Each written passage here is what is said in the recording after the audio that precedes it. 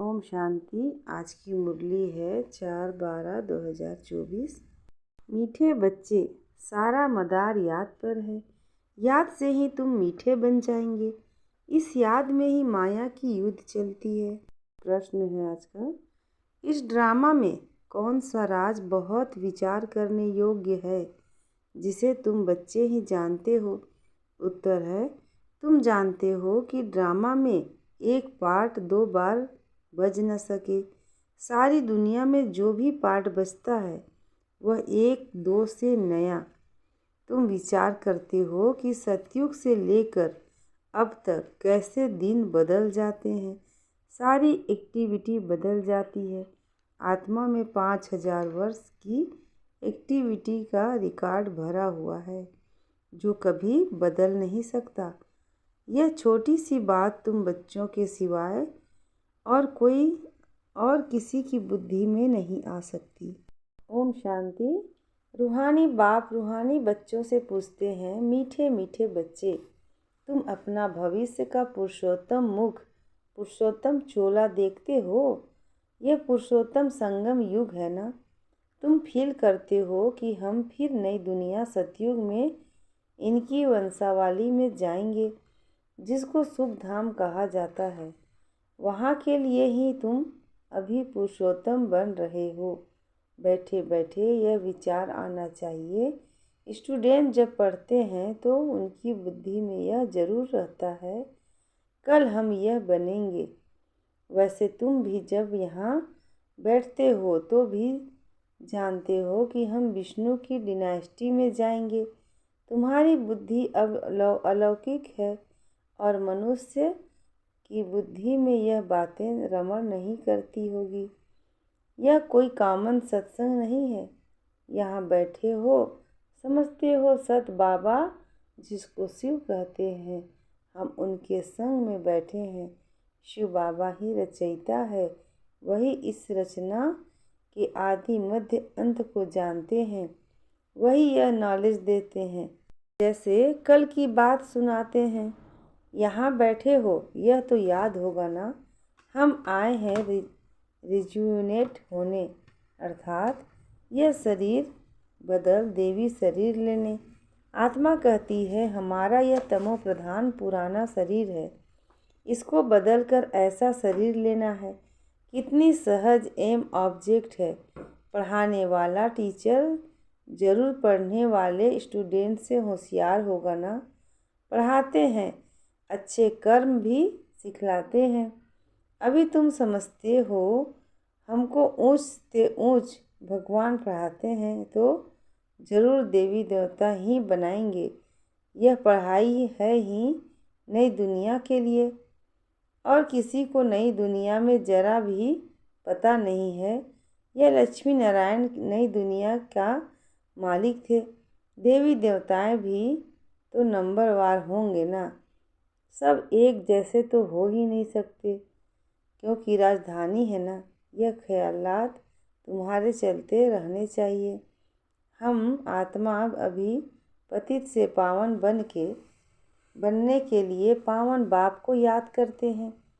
आत्मा याद करती है अपने स्वीट बाप को। बाप खुद कहते हैं, तुम मुझे याद करोगे तो पावन सतो प्रधान बन जाएंगे। सारा मदार याद की यात्रा पर है। बाप जरूर पूछेंगे, बच्चे मुझे कितना समय याद करते हो? याद की यात्रा में ही माया की युद्ध चलती है। तुम युद्ध के भी समझते हो। यह यात्रा नहीं परंतु जैसे कि लड़ाई है। इसमें ही बहुत खबरदार रहना है। नॉलेज में माया के तूफान आदि की बात नहीं। बच्चे कहते भी हैं, बाबा हम आपको याद करते हैं, परंतु माया का एक ही तूफान नीचे गिरा देता है। नंबरवार तूफान है ही देह अभिमान का, फिर है काम क्रोध मोह लोभ अहंकार। बच्चे कहते हैं, बाबा हम बहुत कोशिश करते हैं याद में रहने की, कोई विघ्न ना आए, परंतु फिर भी तूफान आ जाते हैं।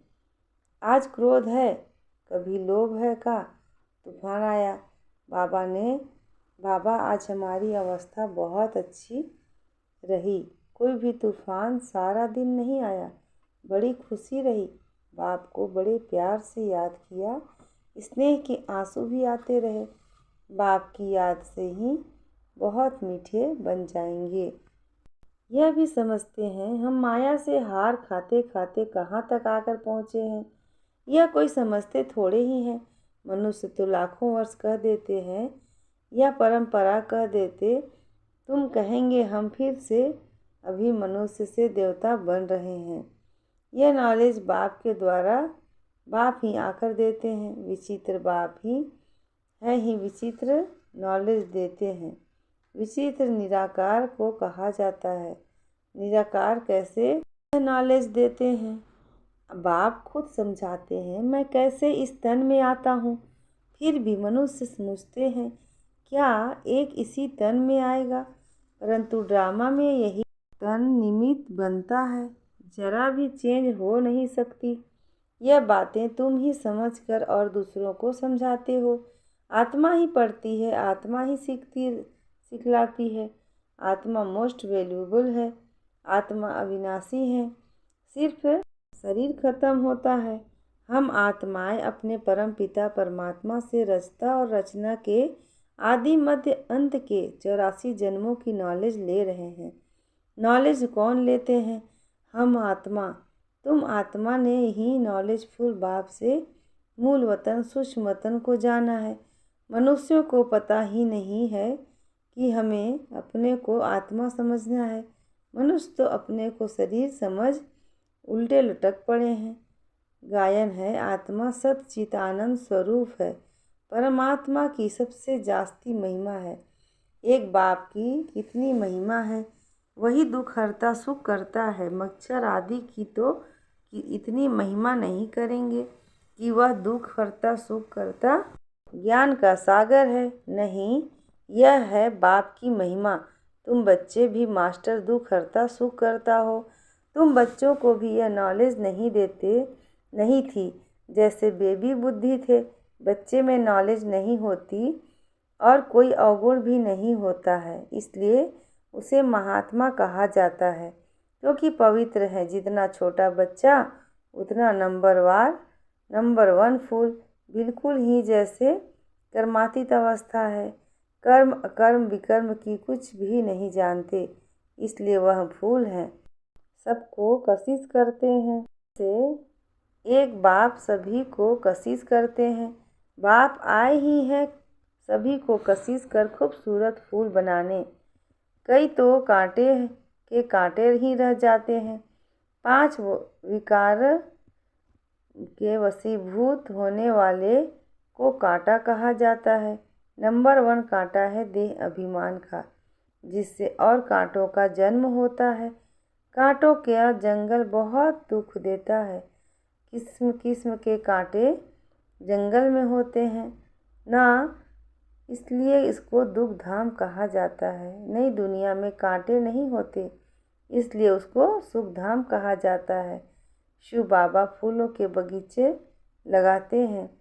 वह रावण कांटों का जंगल लगाता है, इसलिए रावण को कांटों की झाड़ियों से जलाते हैं और बाप पर फूल चढ़ाते हैं। इन बातों और को बाप जाने और बच्चे जाने और ना जाने कोई।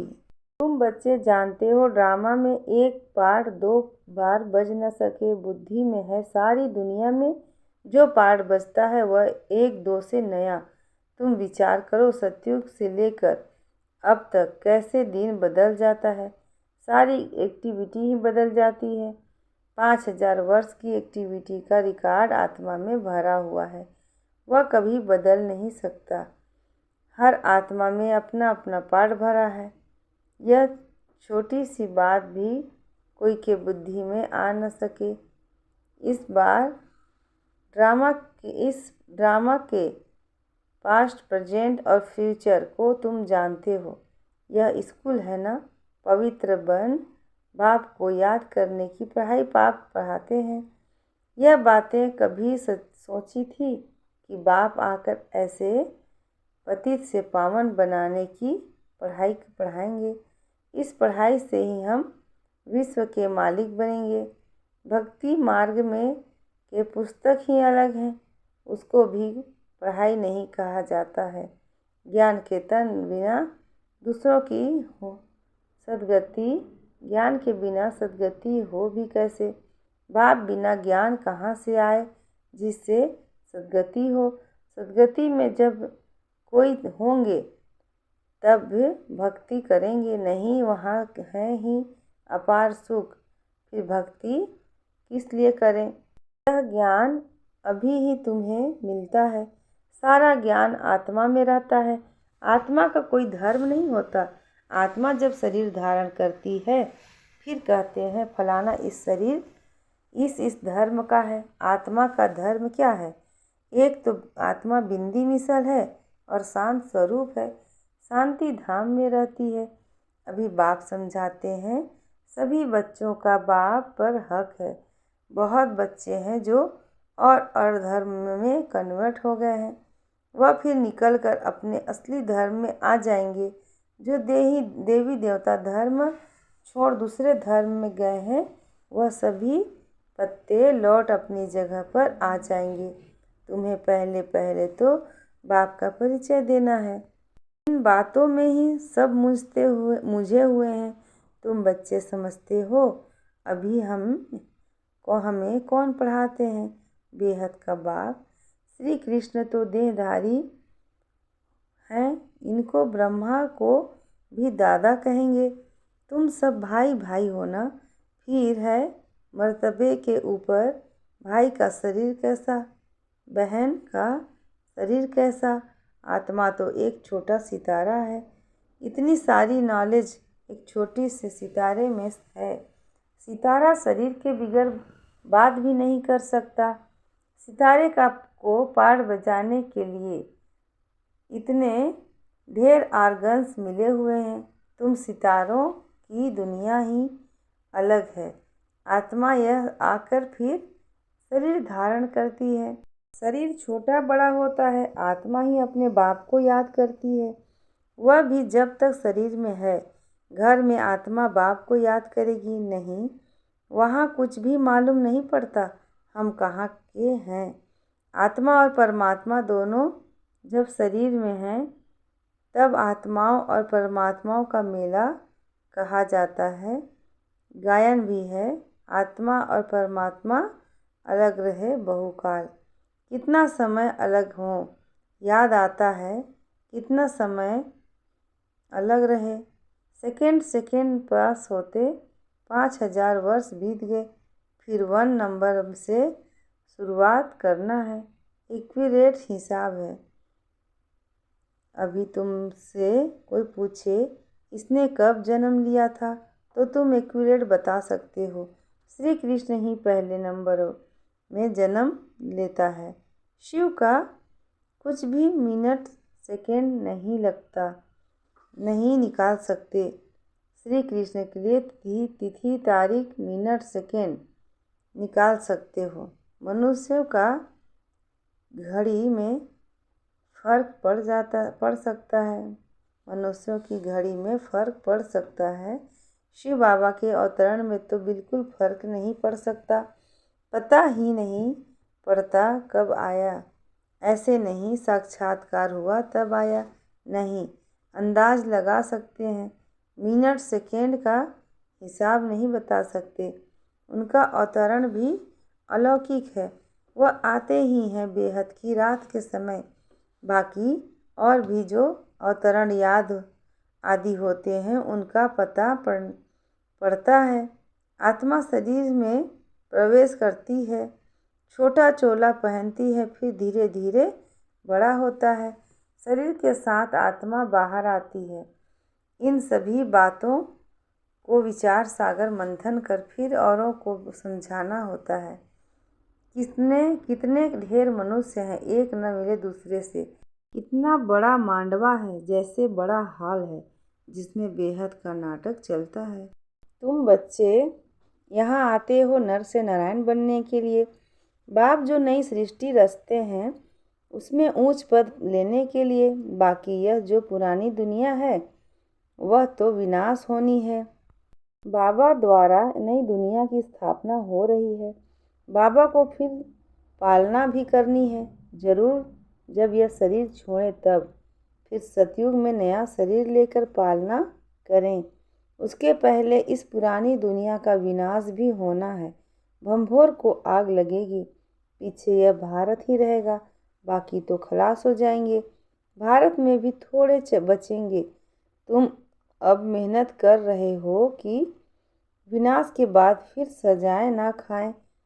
अगर विकर्ण विनाश नहीं होंगे तो सजाएं भी खाएंगे और पद भी नहीं मिलेगा।